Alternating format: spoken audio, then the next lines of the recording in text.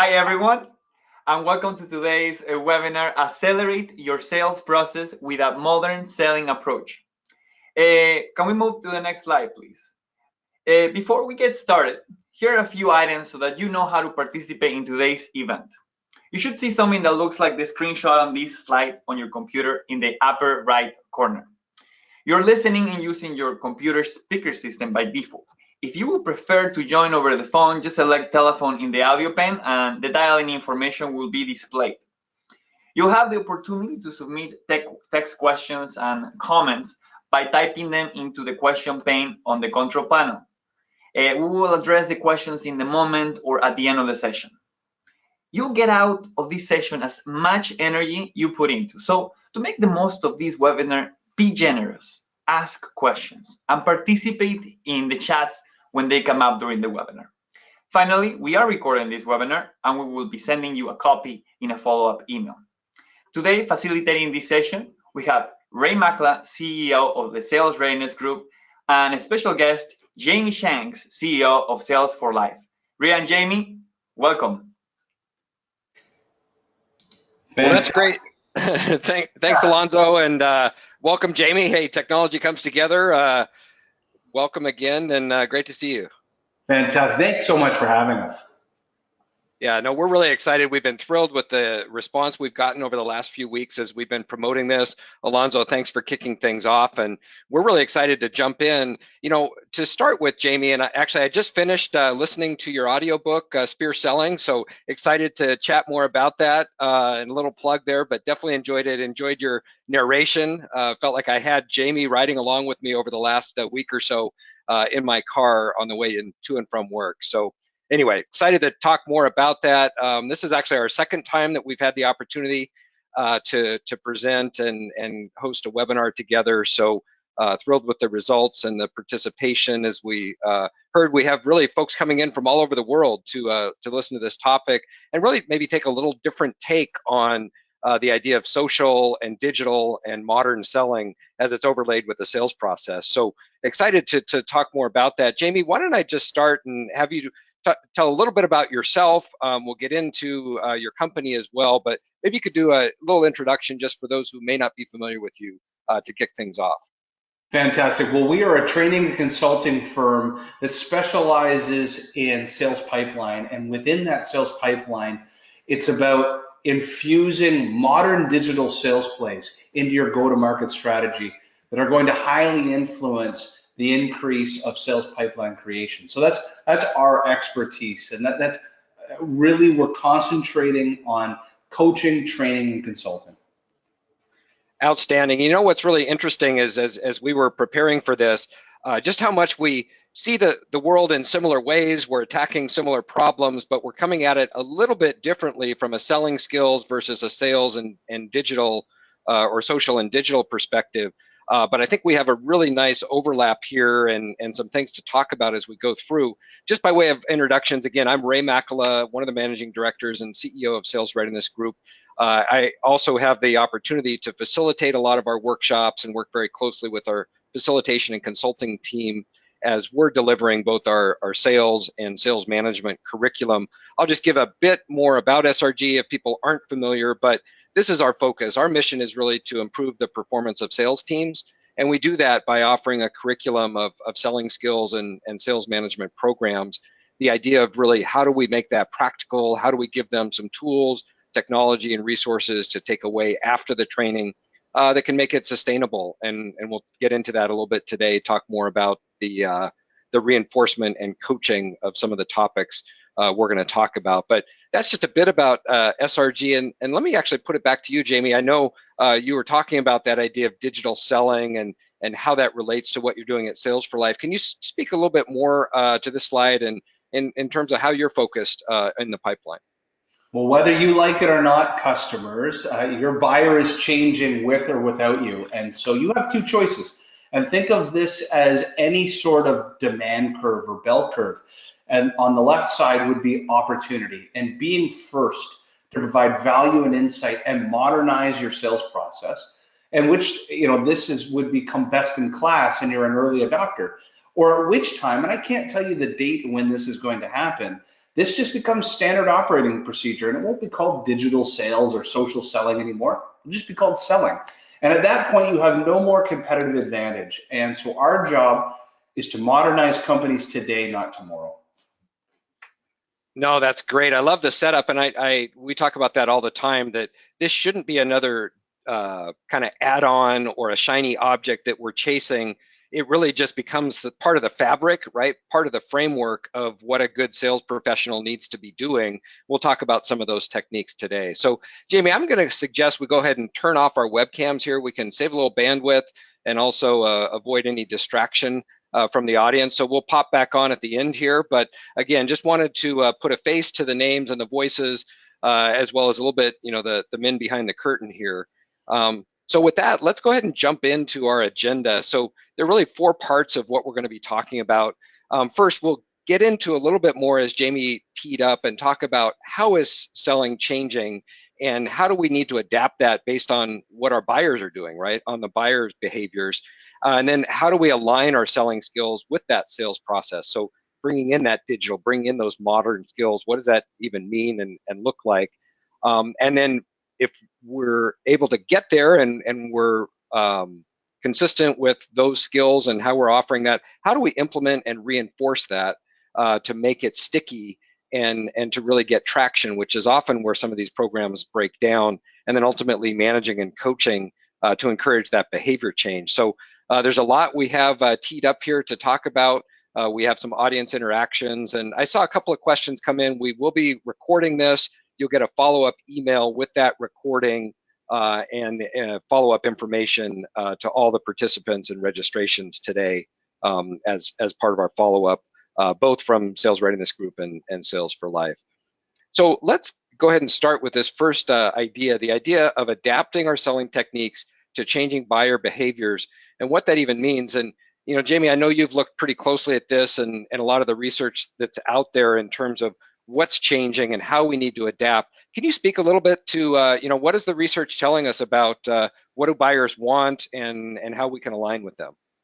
Well, originally we started this business basically on a theory, and a lot of it was inspired by the Challenger Sale book, which you see the logo here, CEB, and it talked about in the book 57% of the buying journey is happening without us.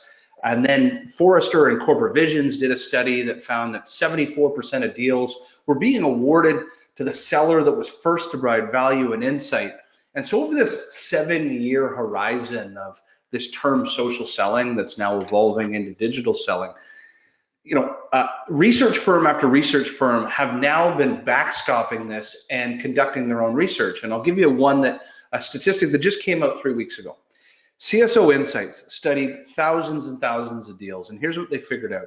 Companies that were embracing at an organizational level and adopting it for all sellers, social selling became part and parcel of their organization.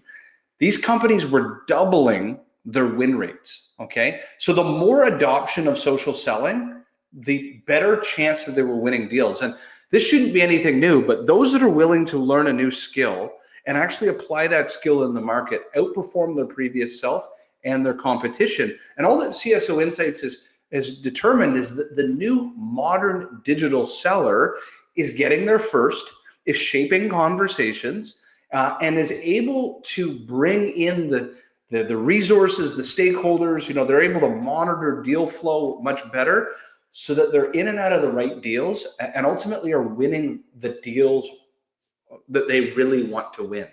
And so the evidence is clear that this complementing your existing go-to-market strategy is only a positive.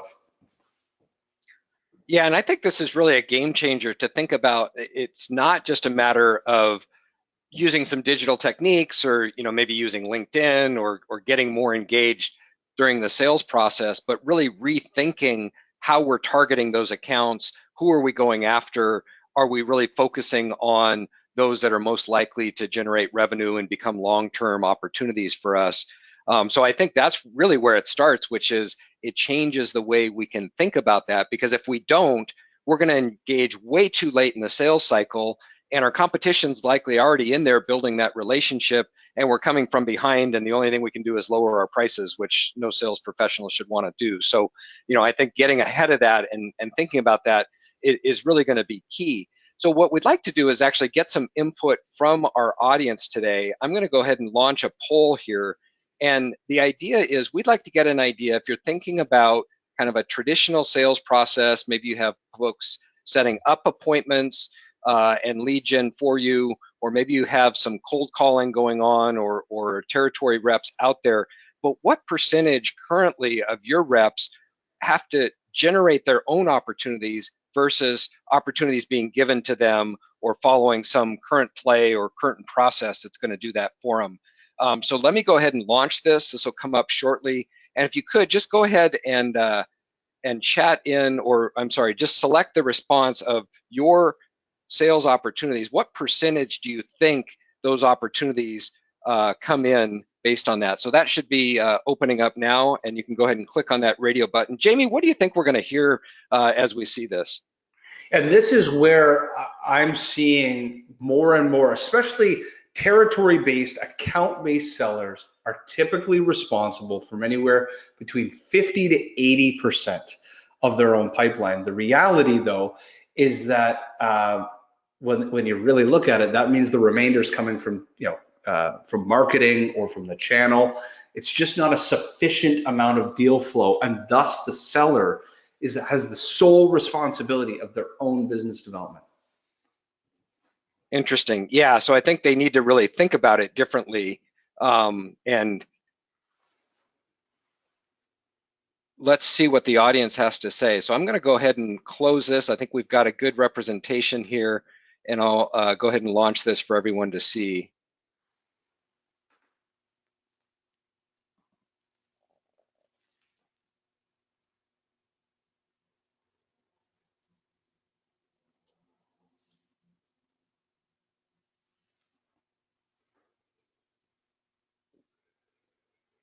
Interesting.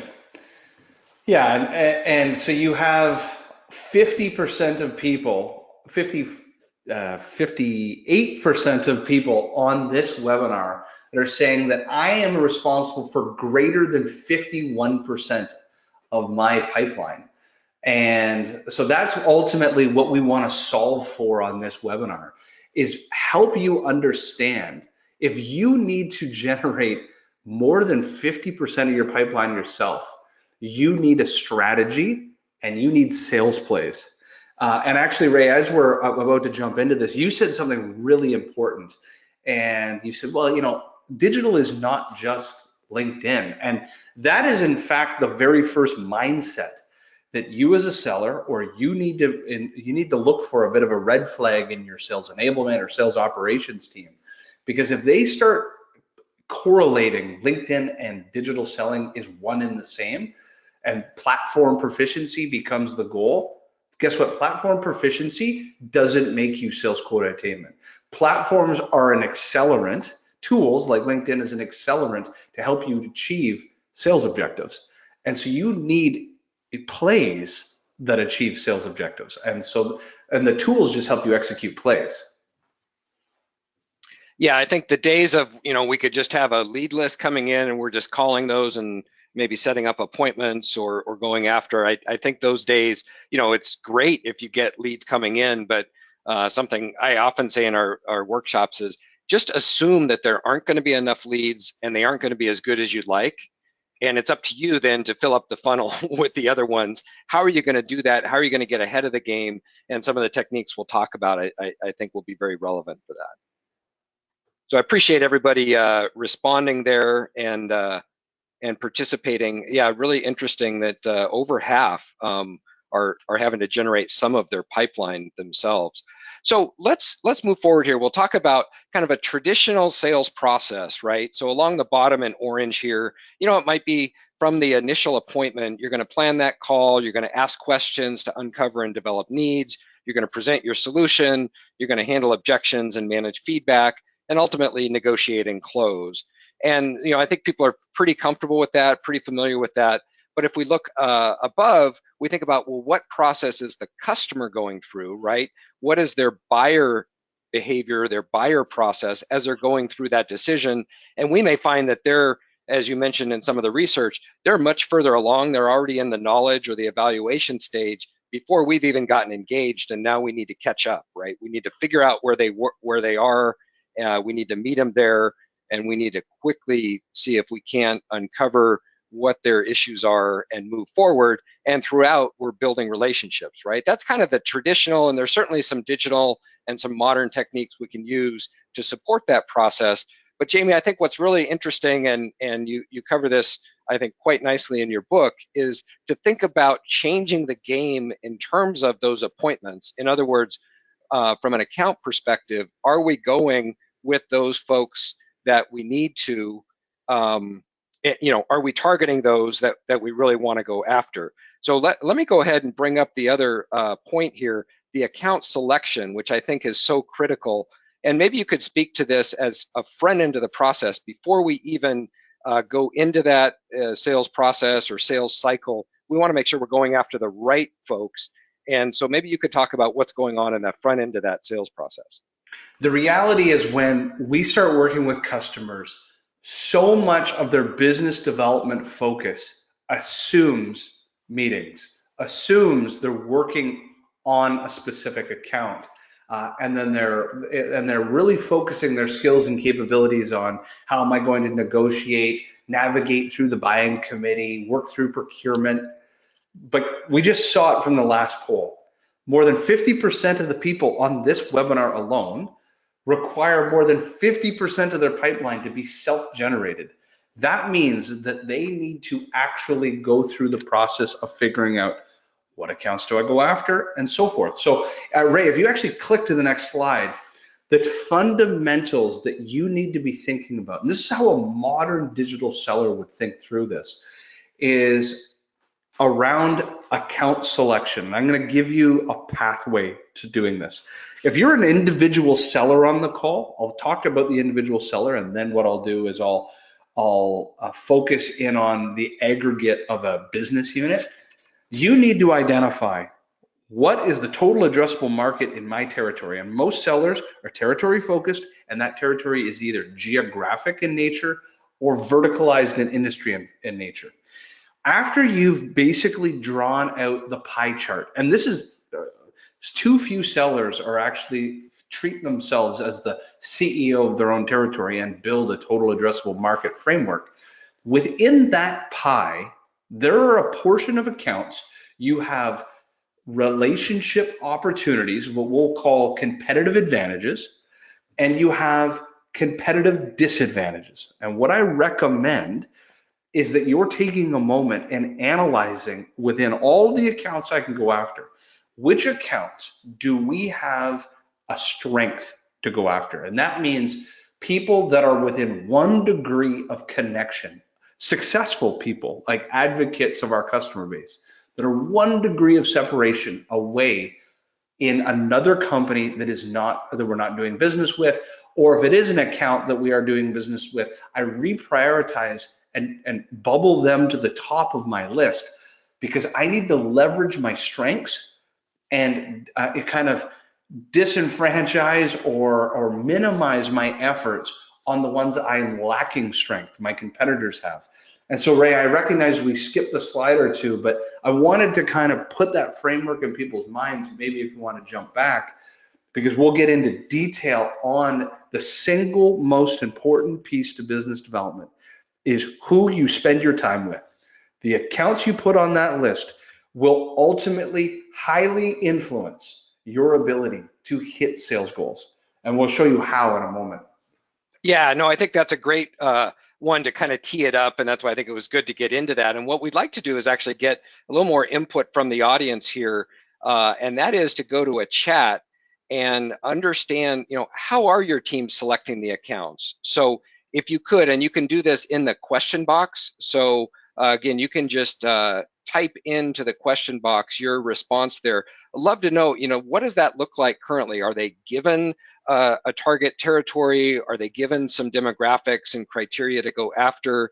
Are they using a shotgun approach, or just taking leads that are coming in? How are they currently going after that? If you could just take a minute and chat that in, to the box here. And Jamie, again, what do you think we're going to hear, or what do you typically see from some of your clients? I'll tell you a real life story. So when we start working with companies, we start analyzing their account selection criteria. And the vast majority, I mean vast majority, it's almost 100%. The reality, it's a form of wallet share based thinking. So it means I pulled up the Inc. 5000 list and I'm calling A through Z, or I'm sorting my territory by employee count, revenue size, market share. But the ones that it's unbelievable to hear, I was speaking on stage and called upon an account executive and it said, what are your top 5 accounts right now? And this is the exercise I'd like you to do with your sales team. Ask them, what are the top 5 accounts you're focused on right now? And he gave a list, and these were companies in the healthcare space, but around equipment. Think Fitbit and stuff. Well, the story was that they were going to go after Peloton, the bike company that you put in your basement and you pretend you're an Olympian. So anyways, the long and the short was I asked, why? Explain to me, what competitive advantage do you have at Peloton? He said, well, actually, it was assigned to me because the SVP of sales rides a Peloton in our office every day and thought it would be a great account for us to win. Like, that is the type of mindset that a lot of sellers take when they target accounts. It's gut feel. But what they're not doing is actually analyzing the ability to activate the account. And they're not looking at their ability to leverage relationships as a strength that no competitor can take from you. So anyways, let's see what the results are. Well, let's see what people have said. Yeah, no, and I think that's really insightful, because it does add a layer in of not just who would we like to do business, but who are we likely to actually engage and activate based on that. And we'll get into the social proximity or that connection within our network. We've got a whole mix of everything from kind of shotgun and warm marketing, the spray approach, to more, I think, detailed or insightful. Lee mentioned a combination of target accounts, so Fortune 2000 by region, and then a specific service addressable market. So it looks like there's some methodology there. A lot of comments around geography or territory as a way of selecting, but then again, who within that territory is likely to buy from you. It goes with target. So whenever I work with customers and I hear the word target account, and this has happened many times, where companies on their strat team, so think of it like they're enterprise sellers, they're strategic account sellers. Yes, there are those that are working existing customers. That makes sense, okay? Because guess what? You've already gotten revenue from that company. Now it's about upsell, cross-sell. In this context of what we're talking about today, there are enterprise or target-based sellers that are assigned accounts, but when you double-click it, it's being assigned from regional managers or regional vice presidents. And when you ask them how they came up with that list, it's a form of wallet share. So it's being pushed down from leadership, but the leadership isn't selecting accounts with any sort of framework other than great account, lots of money. Right. And then you're left to say, okay, out of these 100, which of those can we actually get traction? There are a couple of really interesting insights. Jeff mentioned account selection criteria based on success the company has had with previous companies or industries, or that have bought from you that have been successful. So kind of looking at what's working. And so I think we're going to dive into that a little bit more detail. But we really have a whole cross section. I think people are being very forthcoming. Some of it there isn't much of an approach. In other cases, it sounds like there's some methodology that's built in. So appreciate everybody responding there. A lot of great responses, but let's cover some of those as we go in to these other areas. That framework, and remember, this is only a portion of data that could use for account selection. We're in the stone age right now of artificial intelligence and machine learning, and we're only in the renaissance age of social and digital. The reality is, over time, all of these data points will give you propensity to buy scoring mechanisms to help you select accounts. But based on free and available data you have today, here's a simple framework you can start thinking about. How do I select accounts? Imagine this is what I would do. As you talked about people that were geographically focused, as an example. You're focused, you're in the state of Texas, or I heard somebody on the call was from Western Pennsylvania. Your responsibility is the Northeast. What I'd like you to do is take one of your existing customers and put their logo right in the center where it says Infinity Tech. This is an existing customer of yours. Draw it on a sheet of paper and circle it. And then draw a spider web outside of that company and think about who actually cares. This is called the sphere of influence. So if you took your customer in Western Pennsylvania, put them in the center, here's who actually cares about that story. The people that used to work there that now have left and moved on to other accounts throughout Pennsylvania and Michigan and the New Hampshire and so forth. Another one, those that are partners or vendors to that company who have their success intertwined. Number 3, those that compete directly. That's an obvious one. And number 4, what about the key stakeholders that work within your customer base right now? Who do they know? Guess what? If you sell to IT and you've looked at the social network of the IT leader you work with at an existing customer, guess who IT people hang out with? Other IT people. They know each other. Same with human resources and finance and marketing and everybody else. Your own customers are a gateway to an entire network of like-minded people.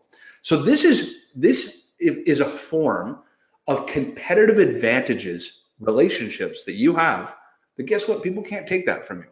But then there's a flip side to this. So if you go to the next slide, there is a disadvantage that you have. Again, if I were building a total addressable market of the Northeast, and I thought through, these are the accounts that we have relationship strengths. So what we do with customers, we think of those as green flag accounts. We have the advantage. And then you might have yellow flag accounts that are kind of neutral. There's no advantage either way. And now we're going to focus on the red flag accounts. Inside all of those companies in the Northeast, there are companies that have a direct access route to your competition. Examples, people that used to work at your competition that have changed jobs that now work at that company. Guess what? You'll never win that business. Number 2, the closer that person is to economic decision makers and key stakeholders, they are going to be detractors and poison pills. Other examples, this is huge in the technology space. People, you can go on LinkedIn right now, and I could do a search. Imagine I was selling ERP software. I could take a list of all of your competitors, I can put them into LinkedIn, and I can see every IT leader that has a skill, certification, or a project launched using your competitor's software. And what that does is, again, it gives me a list of kind of medium competitive risk in an account in which these people could be detractors. When the deal starts to shake out, they're going to influence the conversation internally to say, hey, I used to use this software, I liked it, I don't think we should go with that company. These are all simple red flags you can be looking at to de-emphasize or deselect. I mean, if it's truly a competitive risk, I've seen companies just scratch them off the list. Chief operating officer, used to work at your competitor, gone, it's off the list. But anyways, this helps you focus on the right accounts. From there, Ray, if you go to the next stage, now what I have done is I've reprioritized my focus. The next stage, and this is where what we do and what Ray's companies does so well at Sales Readiness Group is we now think through the planning process. And that planning process is where I am not just shotgunning out stories randomly to people. I'm backing up and I'm building a list of insights or kind of compelling conversations that will strike a chord with the customer, such as triggers, job changes that happened. Did somebody leave your existing customers, move into that account, and now you can talk about congratulations on your new job. You've been there for 90 days. You used to work at a customer of ours. What's your plan at your new business? Referrals. John, you're connected over with Sally. Sally's been a customer of ours for 3 years, and guess what? We go golfing once a month together. Number 1, would you like to join? Number 2, I think it makes sense for us to have a conversation because we're in a like-minded sphere. insights. You're taking data points from Gartner and Frost and Sullivan and IDC and all these incredible research-based data points to teach your customer, and then use competitive intelligence. You take all of that information to tell great stories. That's ultimately what we're trying to do. No, that's great. And I think this is incredibly practical because it really does bridge that gap between, all right, we've got some great tools out there, but what can we actually do to be more competitive, right? To be more successful given this environment, and where we started, where we said, well, customers are more informed and they're further along the process and there's more noise and competition out there. Well, guess what? We need to get ahead of that.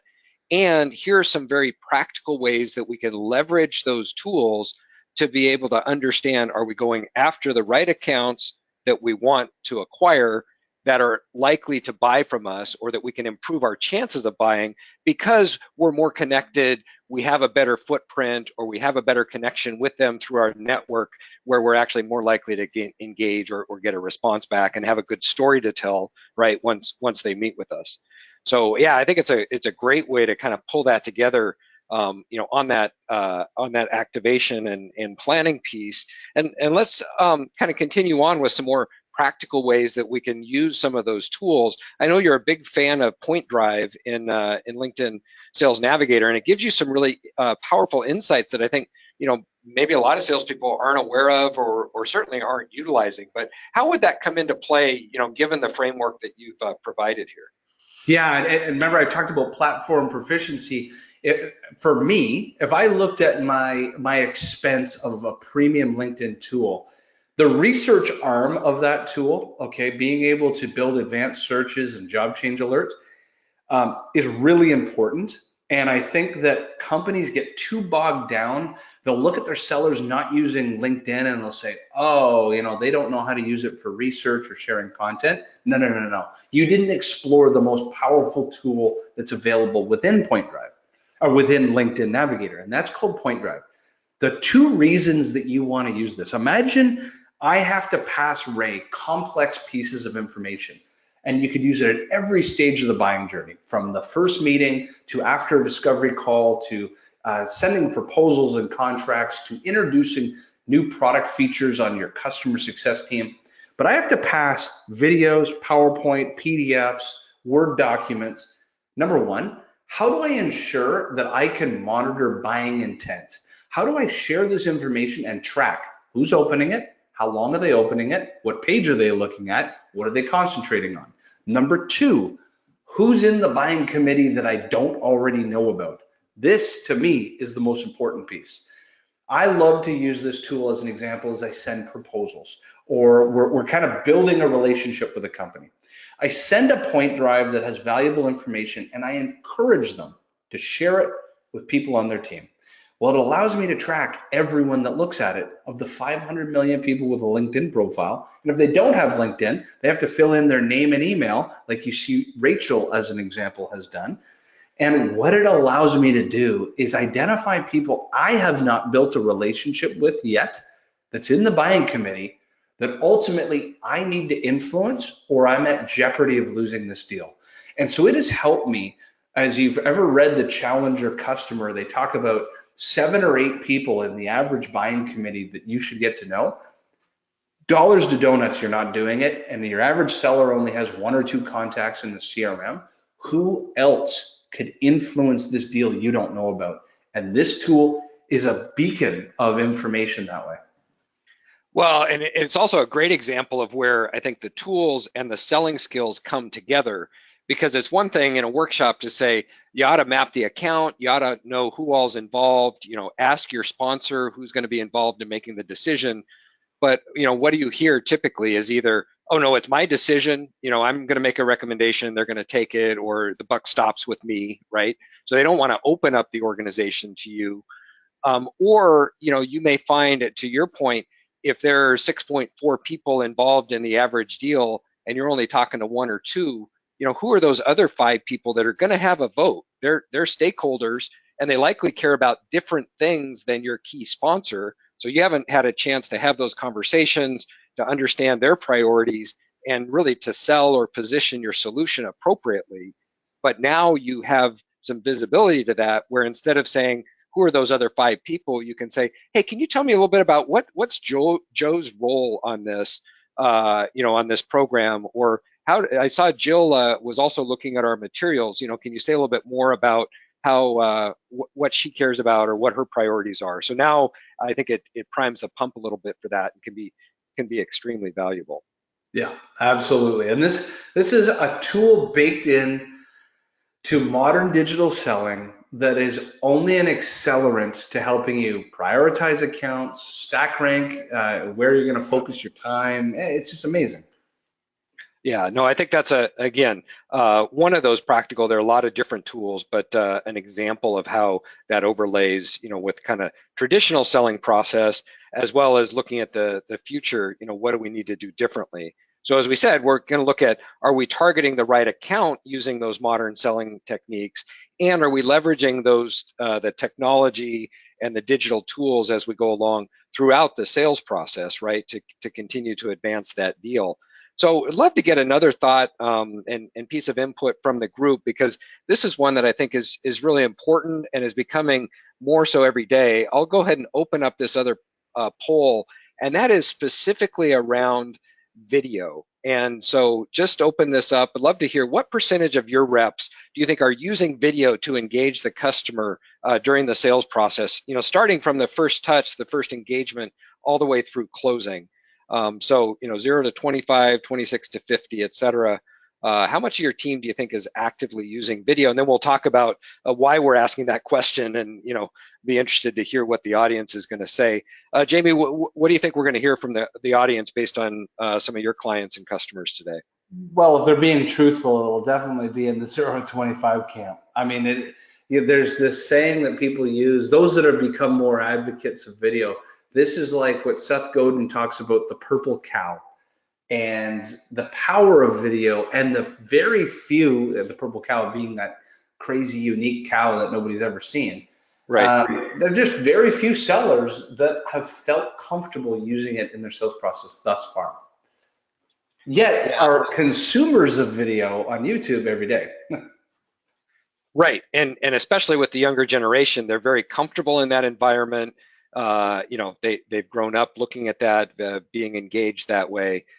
So just shared these results, and I think you're spot on. 76% of our audience says 0 to 25% of their current reps are using video, and even if we add those together, it looks like 92% are seeing less than half of their reps engaging with video. Any surprises there?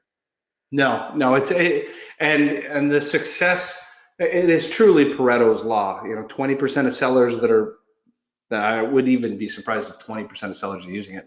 The 5% of sellers that are actually using it are yielding such a competitive advantage of using video that we'll talk about in a second. Yep. So I'm going to go ahead and close that again. Thanks everyone for participating. So let's talk about that. I mean, why should we do that? We said maybe not a large percentage of our audience is today, but what are some of the reasons we might want to do that, and what are the impact of engaging in that way?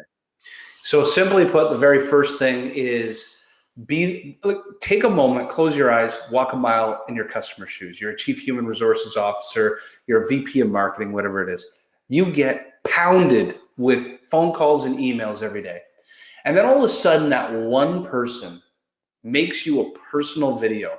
Number one, they humanize themselves, because guess what? People buy from people. You get to see what they look like, what they act like, their mannerisms, and you realize, wow, this person's just like me. Number two, I can synthesize best practices in a consumable way for you. It's the same reason when I went to a wedding and I needed to wear a bow tie. I had no idea how to do it. My wife Googled how to tie a bow tie. She put the phone kind of on the dresser and stared at me and watched YouTube while she did it. It's a consumable way to learn. And as you can tell, I talk like 500 words a minute.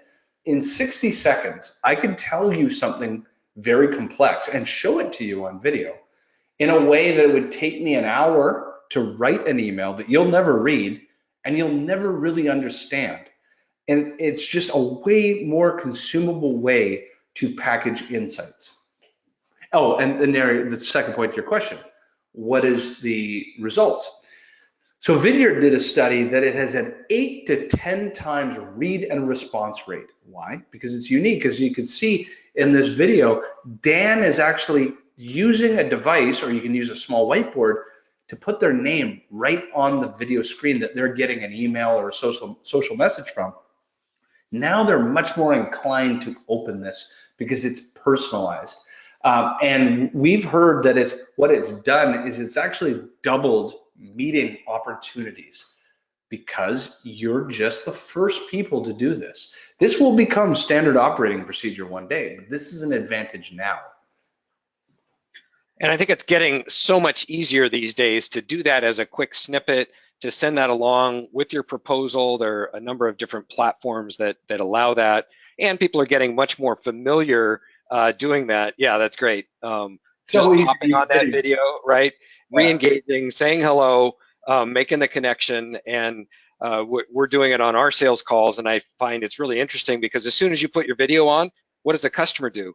They'll turn their video on, unless they're at home in their bathrobe, we get that too, but chances are, more often than not, they're gonna open their video up as well. Now you have that personal connection, you can see the person, they remember what you look like, they can see you're engaged, you're smiling, etc. And it really changes the interaction. Yeah, absolutely. So yeah, great. We'll close that. Thanks for popping that on. So yeah, I think we see that. I think it's one of those things that's underutilized still. I think it can be misused.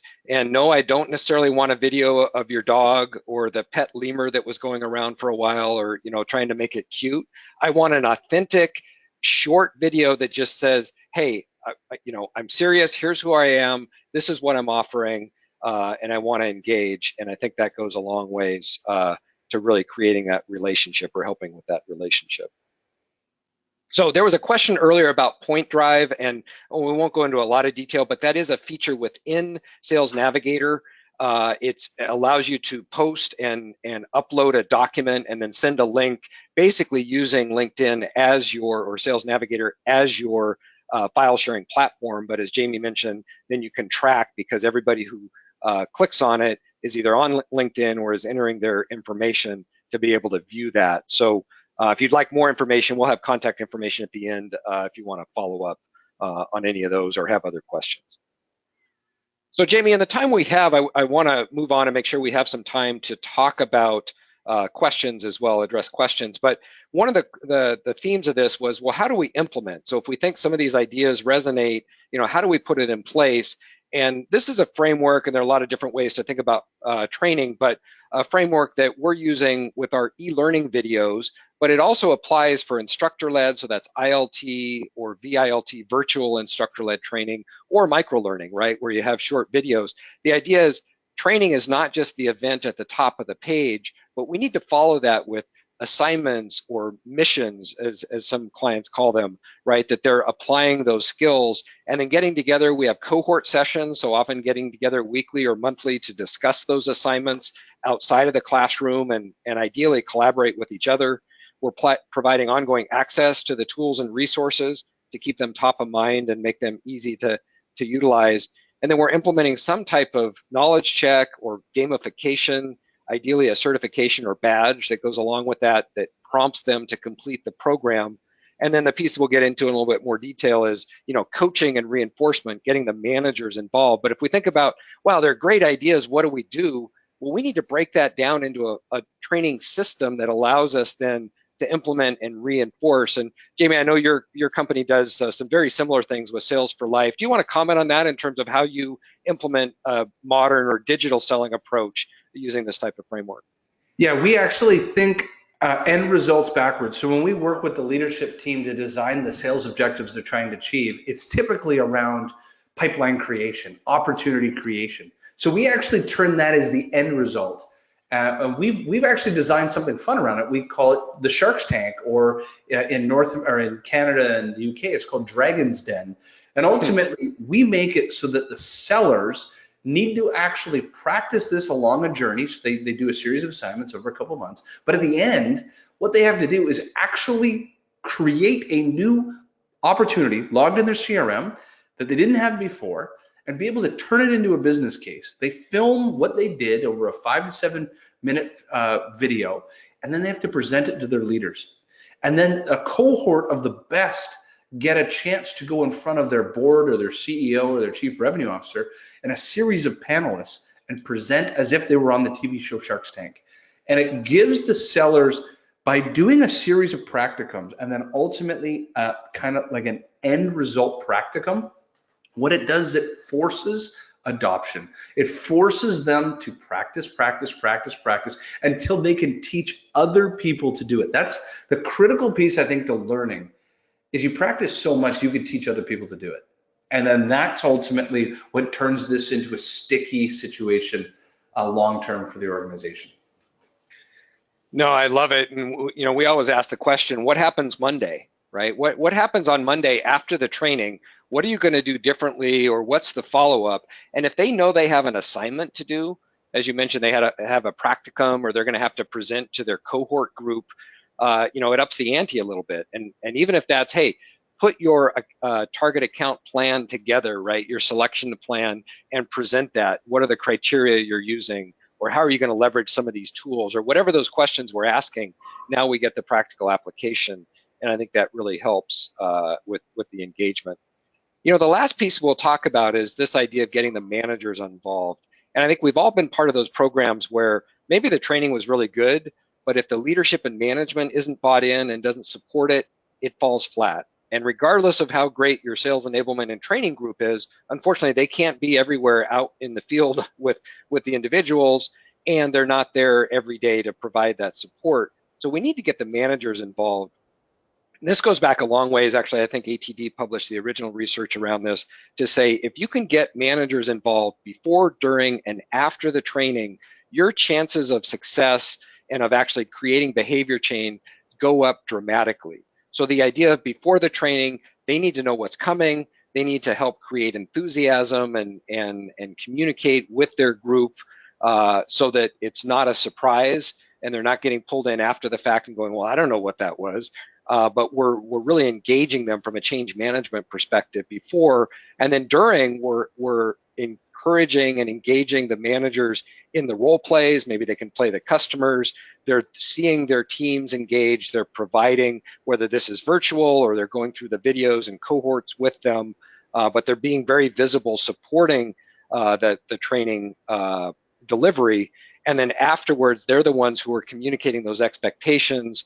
They're providing the reinforcement, and you know, frankly, they're making sure that it's happening. So they're following up and seeing if those skills are actually getting utilized. And we have a whole coaching framework that we provide. We won't get into today, but I think the idea of managers as coaches, it's one of the most profound things and highest leverage activities they can do, because they're going to improve their whole team skills if they're really able to coach and reinforce the training that's been conducted. Any thoughts or comments on that as well, Jamie? I fully agree with you, to the point where I would say 51% of any skill or capability, and ours is focused on modern digital selling, but it could be any skill, actually sits at the frontline sales manager level. Because you can give a seller all the skills in the world, but if when they walk in the room on a one-on-one with their leader, and their leader aren't asking the tough questions and keeping them accountable to the certain sales plays that you all agreed upon that would highly influence sales objectives, and they're not doing that, it'll all fall apart, because the seller will realize, I don't really need to be doing those activities. I'm comfortable with what I was doing before, so I'm not going to do those activities because I never get asked about those things. And so it comes to the before training. You need to reverse engineer with your sales leaders, what is your sales objectives and what activities highly influence those sales objectives. And from there, you need to improve those activities and develop a framework so that coaches in their one-on-ones, as AKA frontline sales managers, can say, did you do these activities, yes or no? Because we all agreed they are the plays that highly influence our ability to get somewhere we want to get to. No, absolutely. And I think one of the things that's super important for that is providing and really thinking of the managers as a separate and highly important critical group that needs to be engaged and brought through that process. and providing them the support. So in addition to just the typical training materials, but they have a reinforcement or resource guide. In other words, a playbook for the managers to say, well, here's what you can do if they're struggling, or here's the cadence that you can execute with your team to roll these skills out, or here are some activities you might do in a team meeting, right? Watch this video and now have everybody do this activity. So you provide them with the resources to essentially be and I have a blog on this called the chief training officer of your sales team, right? You become that lead because your biggest opportunity is to really improve those skills, because that's going to improve the overall performance. So what can I do as a manager, right, to enable that? So I know you have a toolkit that goes along with your training as well. How do you utilize that, and how do the managers come into play after the training then, based on those resources? Yeah, we design the sales coaching plays that they need to run the one-on-ones, and then we work with them week in, week out to make sure they know how to execute on them. Because frankly, that's a lot of sales leaders actually have no idea how to run a one-on-one. I mean, subjectively, they understand, invite somebody into the room or have a call with them or do a ride along, ask some questions, get to know my team, get to understand the psychology of my team. They don't know how to dissect it as if they were a venture capitalist asking, as a portfolio manager, asking, their portfolio and saying, okay, what are you, think of it as a business plan. What are you doing right now that's going to get us the compounded growth we asked for in this business? And I think that the more that people think of it like CEOs of a territory, and there's a board of directors, and then there's the CEOs, I think that's the kind of accountability framework that needs to be created.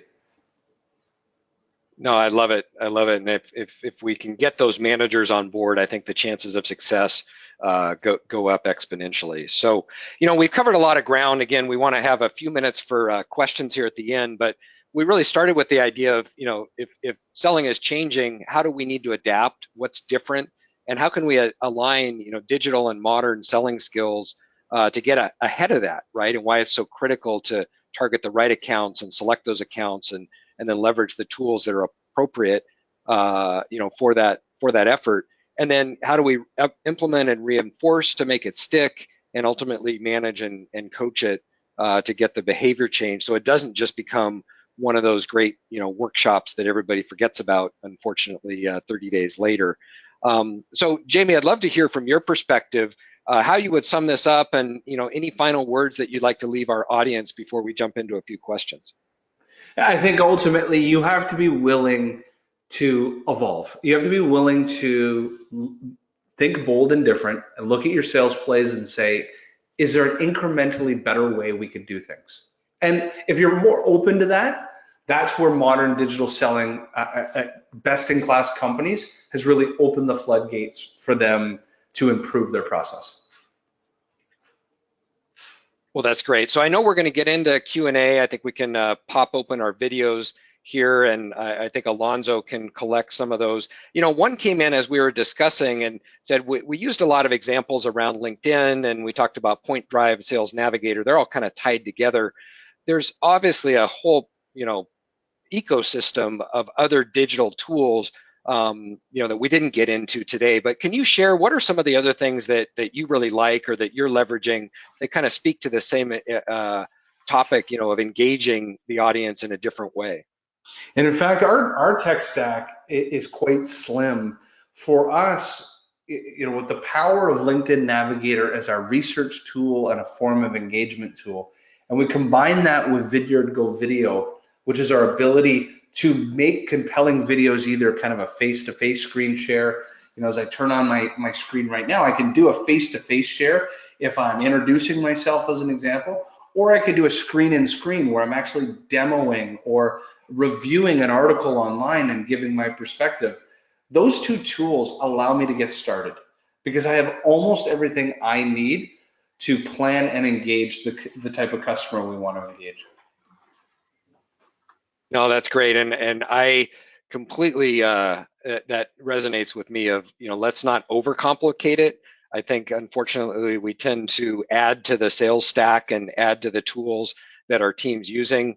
where, let's prove it out first. What's really working, and how do we get started? What are those things that we can do, maybe even manually to start with, like opening up video and just engaging that way, before we bring in, a bunch of other tools to complicate matters. So love to get other questions just in the last few minutes if you have them. I know there have been a number of questions about the materials or tools. So one, you will get a follow-up email, plus we'll provide the contact information that's up here. So if you want to email either group or audience, we'll make sure it gets to the right place, and we get your question answered. So Alonzo, any other questions coming in here that we should respond to? There is one that caught my attention. So Evelyn asked that, LinkedIn is introducing live streaming, kind of like Facebook Live, the live streams on Facebook. Do you think this is going to be a tool, an effective tool to get new prospects? 100%. I'll be using it because I try to make a tip video, kind of like a tip of the day, and I don't get to it every day, but I'm consistently most business days giving a tip of the day where I'm recording something off my iPhone, uploading it in. It's actually a bit of a process. So to be able to do it live, there's so where my mind has ideas and what I'm executing aren't a reality today. There's so much I could film about the journey with our customers in the boardroom. It's endless, and that's going to be an incredibly effective way to give people a vantage point into your world. Thank you, Jamie. Ray, do you want to add to that? Well, no, I think there are a lot of different ways to look at the question and problem, and we also got a question about even just video. So one, I think if you can engage, live is great. Two-way video is great if you're doing a presentation, or even for a first call, if you can open up and get them to engage. Somebody asked specifically about Zoom info, and I think Zoom's a great platform. We actually use Ring Central, which has Zoom white labeled inside of it, so it's kind of an integrated telephony, but provides the same capabilities. Very easy to use, provides very high quality video. We're in GoToWebinar today, so GoToMeeting, GoToWebinar, all of them have some capability. So I think that's less daunting than maybe it was even a few years ago, where it was much more difficult to manage those platforms. Jamie, I don't know if you have any other favorites there, but I think find one that it fits your budget and it's very easy to use. It doesn't require a lot of download or a big footprint for the client to have to download a bunch of junk to be able to use it. But then the key is make sure you're using it. Any other thoughts on that? The reality is, so we sell globally, and I rarely in our sales process, this is to win a net new account, unless I was the keynote at their sales kickoff or something like this. We never meet our actual customers before the first engagement. And so we're building relationships this way through video. I tell a funny story. For 18 months, we had done some small projects with companies like Microsoft. And I remember the very first time I went to Fargo, I walked into the lobby, and the two stakeholders we were dealing with at Microsoft came up and gave me a big hug. I'd never actually met them live, but because for 18 months we've been doing this, we had built a real relationship. So all of these platforms have video baked into them. Every single sales call, it doesn't matter how small or trivial that call is, turn your video camera on. People buy from people. Love that. And I'll give the flip to that, which is, I don't know if you've had the experience, but you meet somebody that you've been selling to for months, and you're going off of what their LinkedIn picture is, their profile picture, and then you meet them in person, you realize that was 15 years ago, and maybe it was even photoshopped, or maybe they've changed their look, but there's nothing like actually engaging in real time with the real person. Absolutely. So Alonzo, I think we have time for one more question, and then we'll wrap things up, or I'll turn it back to you. Sounds good, Ray. Let me join the video party here. So the other question that caught my attention is, are there any other examples of digital selling other than using LinkedIn?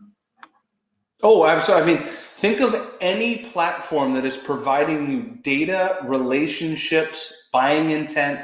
So from a digital standpoint, you've got every social media tool, your CRM being harnessed to give you data. Like imagine compiling all your marketing automation data and CRM data and putting them on a linear timeline and being able to correlate before, during, and after sales conversations when customers are consuming your content. We call that the content consumption story. And this is where artificial intelligence and machine learning is going to come full steam into tools like marketing to be able to teach sellers. Here's what we learned in our own business. 43% of the content consumption happening in our customer base happens before we even have our first phone call with a customer. 75% is happening before we do a demo, and the average customer is consuming 7.8 insights before they're ready to buy. What does that tell me? That they're learning with or without me. And so digital could be feeding me that information, and I could use it as a red flag and a green flag. Red flag, they're not consuming my content.